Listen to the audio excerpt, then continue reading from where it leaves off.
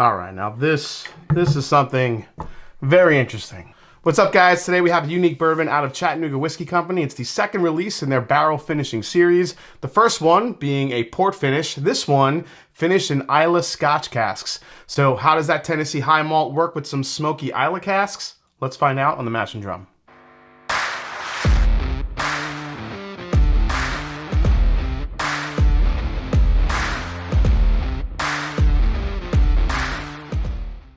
What's up, folks? I am Jason C. from the Mash and Drum, and today we are reviewing the new Chattanooga straight bourbon whiskey finished in Islay Scotch casks. They started their finishing series with a port finish that I really enjoyed, which you see right here. This thing was delicious. Now, each release contains a combination of unique bourbon mash bills that each contain at least 25% specialty malt that complements the flavors of whatever they're finishing it in. In this case, Islay Scotch casks. Take a look.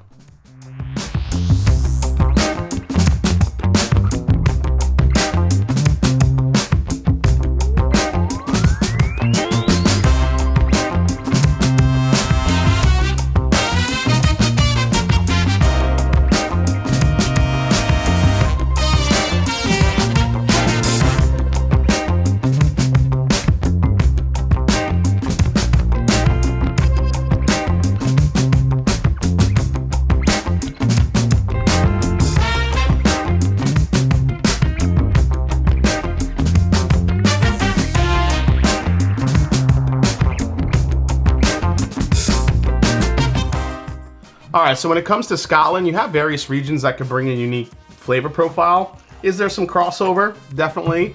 But when you look at a map, you have Speyside, Highland, Lowland, Campbelltown, you have your coastal distilleries, and then you have Islay. So for Chattanooga's second finishing series release, the distillers sought out the smoky, rich, earthy, and peat-forward flavors of the Islay region of Scotland. Now, this is where your Ardbegs, Laphroaigs, and Lagavulins of the world reside.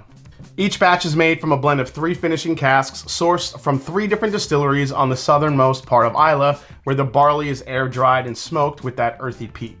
So Chattanooga chose a pair of complementary flavored mash bills, including B004, a Scottish-style bourbon recipe containing peated malt, naked oat malt, and honey malt.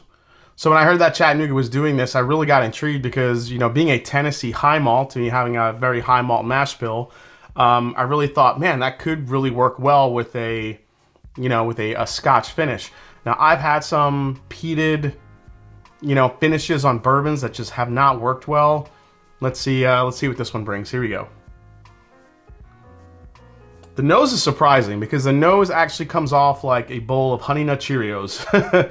You get some of the smoke there too, but man, you get a lot of, I think, that honey malt coming through. Yeah, you get the honey, but you get this really nice barbecue smoke, like this sweet barbecue smoke to it. So you get some like burnt toast on it. You can definitely smell the malt. There's definitely a maltiness character going on here. It's actually a hint of chocolate. But there's something very sweet on the nose. Now, whether you're an Islay fan or not, if you're a fan of peated whiskeys, peated single malts from Islay, listen, I know people go on and on about them smelling like Band-Aid or, a doctor's office or iodine and some of those, a lot of flavor profiles that do not sound appealing to people. But, when your palate starts getting used to them, the beauty of them and why people love them so much is because the sweetness of the barley and some sweeter peat notes do start to come out. And I think that's what people sometimes miss if they try that for the first time and they're like, this tastes terrible and smells terrible. I mean, in here you get this really nice sweetness to it. And to me, it's weird because it's coming off like pineapple. So probably the last thing I expected to find in this whiskey was like this little hint of like tart pineapple. The nose is great. First of all, just to say the smoke does not overpower the nose at all. I really thought this would be an absolute smoke or peat bomb when I first opened it. But that's just not the case. It actually has a nice balance here. Let's try it. Yeah, the Islay influence is way more on the palate here. Nice little finish too. I mean, at first it's earthy, it's smoky, but then all of a sudden, like right mid-palate, you get the honey that kicks in. Again, 95 proof, so it's not gonna overpower you. I think Scotch drinkers could kind of appreciate that proof point. Scotch is typically, you know, the bottlings that you find on the shelf typically aren't super high proof. All right, second sip. Once your palate picks up all that Islay and the Scotch and the smokiness, the meatiness that it has, then all of a sudden it just starts tapering off, and now the backbone, the DNA of what Chattanooga does starts to come in the forefront here. A lot of the caramel, a lot of that honey is still there. The chocolate, really nice little chocolate note there. That's really sweet, really inviting. This is more of a milk chocolate, not a bitter chocolate. Yeah, I really thought the smoke was gonna overpower the experience, and it doesn't at all. I really think the malt, or I should say, I really think Chattanooga's specific type of malt and the mash bills that they use, again, they really try to complement the flavors rather than just throw their typical mash bill in an Islay cask and see what happens. They're really trying to complement the flavors, what works best, and I think the honey malt really comes through, along with some nice caramel-driven flavors, so you're not just getting all smoke. All right, by the third sip, I think the 95 proof starts, you know, leveling everything out. It starts becoming a more of a level playing field here. You're not so much getting a lot of smoke, you're not so much getting a lot of sweet, you're just getting kind of a nice, even out experience.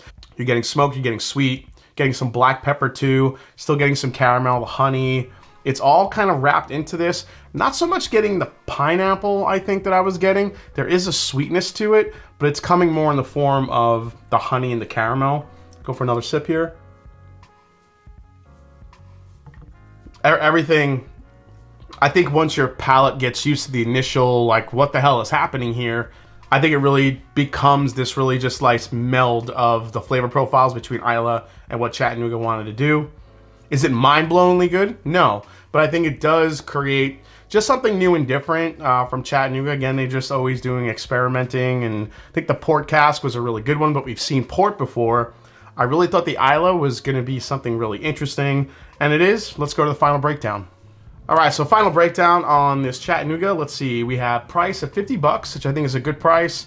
You have secondary market value. Haven't really seen these on secondary quite yet.